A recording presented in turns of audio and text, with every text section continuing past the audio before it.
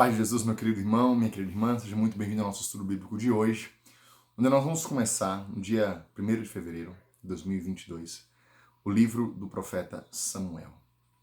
Nós hoje começamos, damos uma retomada, concluímos já o livro de Ruth, depois do Pentateuco, Juízes, Josué, Ruth. Vamos adentrando agora na época da monarquia, primeiro e segundo Samuel, depois primeiro e segundo Reis, e assim nós vamos seguindo, até chegarmos aos Salmos, aos Profetas, e assim concluirmos o Antigo Testamento, e portanto, todo o Novo Testamento também, toda a Bíblia. Então, você é muito bem-vindo a estar comigo aqui nesse estudo bíblico. São 15 minutos apenas, com a Palavra de Deus. E como é que acontece? Todos os dias aqui no meu Instagram, nós colocamos o nosso vídeo, para que você possa acompanhar com a Bíblia na mão, uma caneta, para ir tomando nota daquilo que chama atenção, né, escrevendo, ou simplesmente lendo comigo, deixando crescer esse conhecimento da Palavra de Deus. O método do Padre Jonas Abib, ele nos ensina a encontrar na leitura promessas, ordens e princípios eternos. Promessas são palavras muito concretas. Se fizeres isso, acontecerá isso. Um dia Deus falou isso e vai acontecer assim, assim. Promessa. Uma ordem é uma ordem direta. Não faça isso, não faça aquilo, fazer isso, fazer aquilo, né? E um princípio eterno é uma palavra que rege o reino de Deus. Por exemplo, Deus é luz, Deus é amor, né?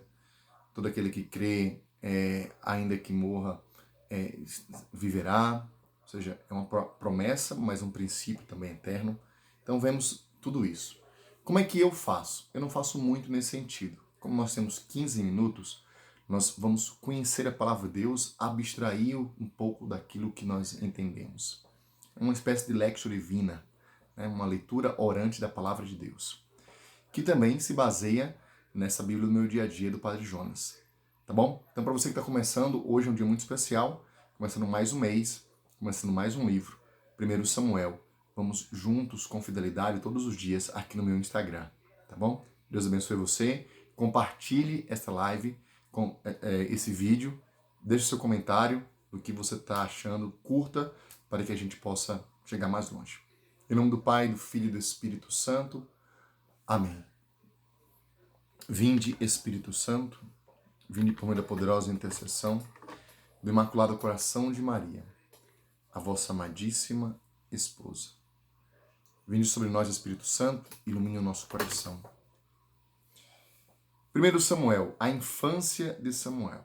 Então veja, os capítulos de 1 a 3 constituem a composição literária unificada. Pode-se descobrir aí uma tradição silonita, que gravita em torno de 3 elementos. Primeiro, o nascimento de Samuel e a sua entrada no santuário de Silo.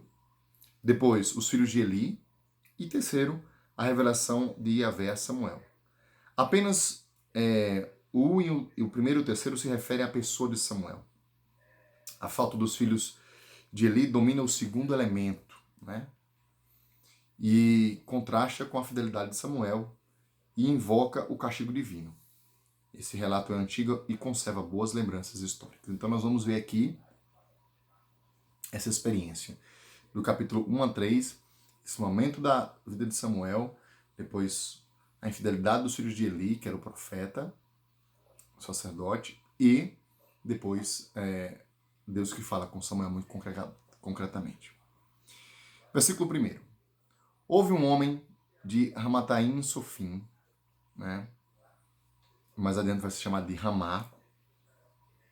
A cidade era habitada por um grupo que reivindicava um antepassado sufi. Não se pode confundir com Ramá de Benjamim, que está escrito em Josué 18:25. Vamos lá. Havia um homem em Ramataim Sofim, da montanha de Efraim, que se chamava Eucana, filho de Jeruã, filho de Eliú, filho de Tou, filho de Suf, um eremita, um efraimita. Eucana tinha 2 mulheres. Ana era o nome de uma, e a outra chamava-se Fenena. Fenena tinha filhos, Ana, porém, não tinha nenhum. Anualmente, aquele homem subia da sua cidade para adorar e oferecer sacrifícios a Yahvé dos exércitos, em Silo. Os 2 filhos de Eli, Ofone e Finéias, sacerdotes de Yahvé, estavam ali. Então, o sacerdote na época, o sumo sacerdote era Eli, seus 2 filhos, Ofone e Finéias. Aqui ele contextualizou muito bem, né? Então, aquele homem, Eucana, tinha 2 mulheres, uma chamava-se Fenena, que tinha filhos, e a outra, Ana, que não tinha nenhum filho. Ele subia sempre para rezar, como todo bom judeu, né, para Silo. Vejam, versículo 4. No dia em que oferecia sacrifícios, Eucana tinha o costume de dar poções à sua mulher Fenena e a todos os seus filhos e filhas.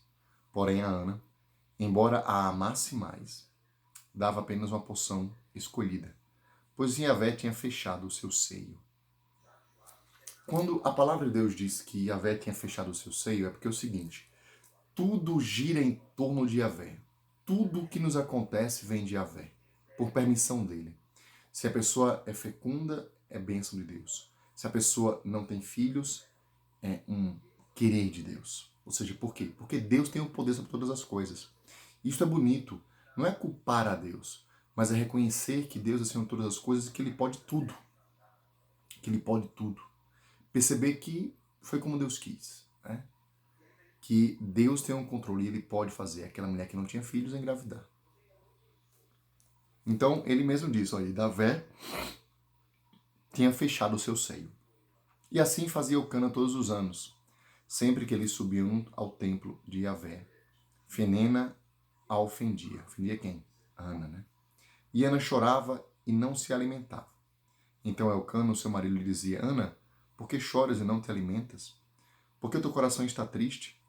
Será que eu não valho para ti mais do que 10 filhos? Bonito isso, né? Então, aquela mulher queria filhos, é claro, mas aquele marido que a amava dizia, será que eu não valho para ti mais do que 10 filhos? Será que eu não valho para ti mais do que 10 filhos?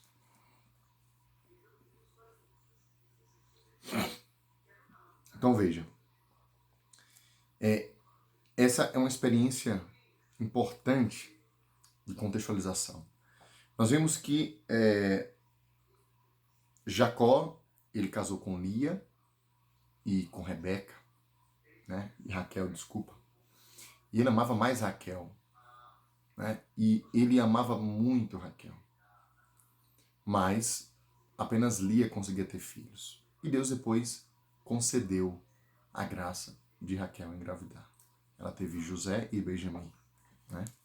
Então, sempre há uma situação como essa de uma mulher estéril na história bíblica que entra assim como coisas tão importantes, né, na palavra de Deus. Uma dessas mulheres era Ana, que não conseguia ter filhos, né? E depois ela concebeu, nós vamos ver agora aqui, e teve um grande profeta, Samuel. Depois de comerem e beberem, versículo 9, Ana se levantou. O sacerdote Eli estava sentado na sua cadeira no limiar da porta do santuário de Yahvé. Na amargura da sua alma, ela orou a Yahvé e chorou muito. E fez um voto dizendo, Senhor dos exércitos, se quiseres dar atenção à humilhação da tua serva, e te lembrares de mim, e não te esqueceres da tua serva, e lhe deres um filho homem, e eu o consagrarei a Yahvé por todos os dias da sua vida, e a navalha não passará sobre a sua cabeça. Veja. Nós temos aqui aquela mulher que na amargura da sua alma orou. O que nós devemos fazer quando a alma está amargurada? Quando o cansaço bate? Quando nós estamos em depressão? Quando nós estamos em questionamento? Quando nós estamos vivendo situações difíceis de perseguição? Orar. E não ter medo de chorar, se for preciso. Mas orar, fazendo um voto que possa ser cumprido. Né? Uma promessa a Deus. Veja, Samuel era um filho, será o filho concebido, né, por Deus a uma mãe estéril, como Isaac, né? Sansão, João Batista, lembra? Então, Isaac, a mãe dele, a esposa de Abraão, Sara não podia ter filho. A mãe de Sansão não podia ter filho. A mãe de João Batista, né, Isabel, não podia ter filho. Ana não podia ter filho. Raquel não podia ter filho. Então veja, sempre a palavra de Deus permeada de situações como essa, porque Deus é o Senhor da vida. Então você que conhece alguém, ou que você mesmo não consegue engravidar, não consegue ter filhos, acredite. Deus é o Senhor da vida. Se Ele quiser, Ele pode. Eu tenho isso para falar com toda a certeza do meu coração. Se Ele quiser, Ele pode dar um filho a todo estéril. Então Samuel vai ser esse filho, né? O menino que vai nascer é consagrado pela mãe a Yahvé para o serviço do seu santuário. Os cabelos longos são um sinal dessa consagração. Então o sinal da consagração é os cabelos longos. Não ia cortar o cabelo. Sansão era assim, né? Como foram o de Sansão. Mas não é dito expressadamente a respeito de Samuel que ele será nazireu, né? Como foi dito de Sansão. Então vamos entender essa história aqui. Como prolongar sua oração? Versículo 12.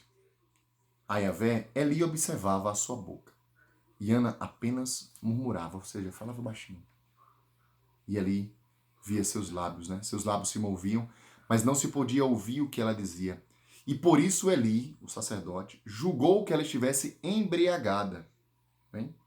Porque geralmente se orava normalmente de voz alta. E as festas, às vezes, davam ocasião aos excessos de bebida. Então, como eles tinham subido na festa, ele imaginou que, porque ela não estava orando de forma alta, ela estaria bêbada.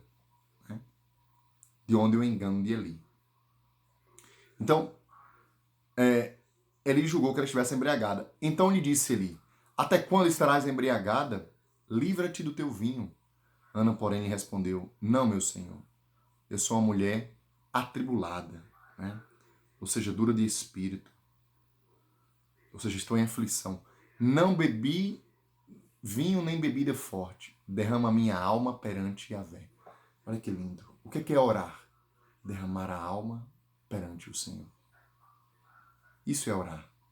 Derramar a minha alma diante do Senhor. Não julgueis a tua serva como uma vadia. É por excesso de sofrimento e de afrontas que tenho falado até agora. Eli então lhe disse, vai em paz e que o Deus de Israel te conceda o que lhe pedistes. Veja a autoridade de um sacerdote que abençoa a oração daquela mulher. Respondeu-lhe ela, ache a tua serva graça aos teus olhos? E a mulher seguiu o seu caminho, comeu, e o seu aspecto não era mais o mesmo. Ou seja, depois de oração, muda-se tudo. Isso é bonito, né? A oração tem o poder de mudar o nosso aspecto. A oração tem o poder de transformar aquele rosto angustiado, né? Num rosto mais leve. Mesmo que a resposta não venha como a gente quer, na hora que a gente quer, a oração tem esse poder de transformar o nosso aspecto. Creia nisso. Porque muda o nosso coração. Versículo 19. Levantaram-se bem cedo e depois de terem prostrado diante de Yahvé, voltaram a casa, em Ramá. Eucana conheceu sua mulher, ou seja, teve relação com ela. E Yahvé se lembrou dela. Ana concebeu e no devido tempo deu à luz um filho, a quem chamou Samuel, porque disse ela, eu o pedi a Deus. Eucana, seu marido, subiu com ela, com toda a sua casa, para oferecer a Yahvé o sacrifício anual e cumprir o seu voto. Ana, porém, não subiu, porque ela disse ao seu marido, não antes que o menino seja desmamado. Então vejam, as crianças serão desmamadas mais tarde, né? Nós vamos ver essa realidade. Então ela não subiu para entregar o menino até que ele fosse desmamado. Então eu o levarei e será apresentado perante Yahvé e lá ficará para sempre. Respondeu-lhe Eucana, seu marido, faze o que melhor te aprouver e espera até que ele esteja desmamado, que somente Yahvé realize a tua palavra. Assim ficou e criou o menino até que o desmamou. Então veja, Deus ouviu a oração daquela mulher, a súplica daquela mulher, a bênção daquele sacerdote. O que é que Deus falou com você hoje? Deixa aqui nos comentários e amanhã a gente vai para o capítulo 2.